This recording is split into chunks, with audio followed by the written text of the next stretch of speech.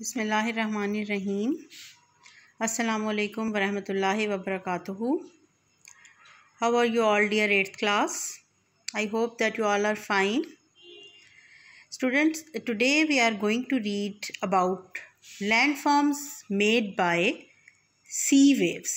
ठीक है, we have already read about the landforms made by rivers, landforms made by glaciers and the landforms made by wind. And today we are going to read about landforms made by sea waves, यानी कि वो landforms जो कि sea waves के erosion के अमल की वजह से वजूद में आती हैं या क्रिएट होती हैं. Waves of the river tend to erode inland areas.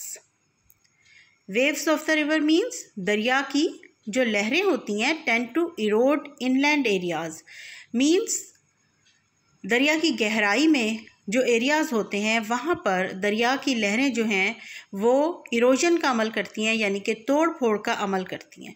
Varies sea waves are an important source of landform change. और जो समंदर की लहरें हैं वो भी बहुत अहम ज़रिया हैं लैंडफॉर्म चेंज का. इन द कोस्टल एरियाज़, साहिली इलाकों में ऑन अ लार्ज स्केल, बहुत बड़े पैमाने पर.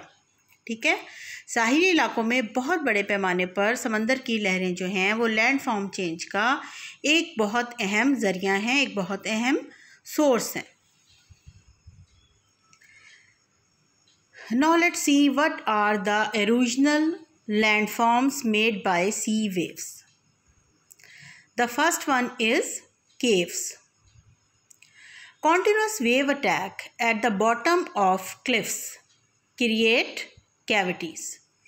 Continuous wave attack का मतलब लहरों का जो मुसलसल हमला है at the bottom of cliffs, यानी कि समंदरी चट्टानों के बॉटम पर, यानी उनके सबसे निचली सतह पर, निचले वाले हिस्से पर जब समंदर की वेव्स मुसलसल अटैक करती हैं, that creates cavities, जिसकी वजह से cavities क्रिएट हो जाती हैं.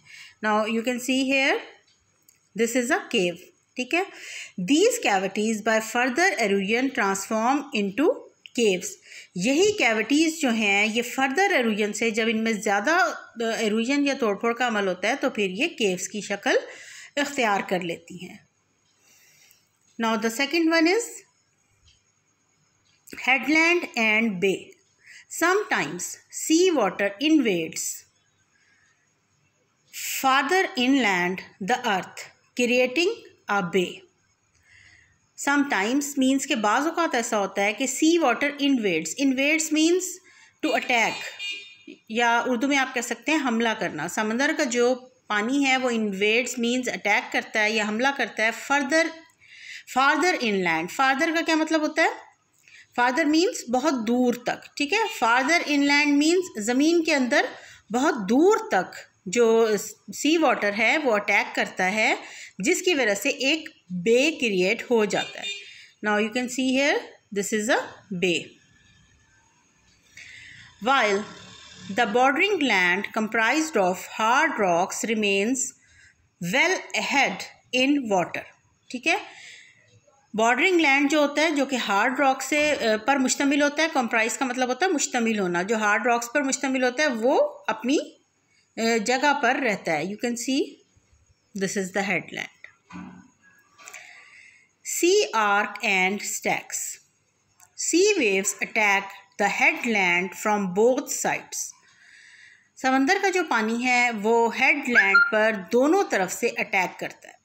This continuous erosion results in creating an opening in the headland. ठीक है, तो फिर ये जो कॉन्टिन्यूस इरोजन का अमल है, मुसलसल जो तोड़ फोड़ का अमल है सी वेव्स की वजह से, उसकी वजह से एक ओपनिंग क्रिएट हो जाती है हेडलैंड में. You can see here this is the opening that is created in the headland because of the erosion of sea waves. This land formed is called sea arch. Now this is sea arch. When the sea arch is detached from the headland, जब यही सी arc जो है ये detach हो जाती है, means अलहदा हो जाती है हेडलैंड से बाय फर्दर इरोजन, मज़ीद तोड़ फोड़ से, the remaining column like structures are called stacks. ठीक है। तो जब ये सी आर्क मज़ीद इरोजन की वजह से हेडलैंड से अलहदा हो जाती है, then it is called detached headland and what we call it stacks. ठीक है, इसको हम कहेंगे स्टैक्स।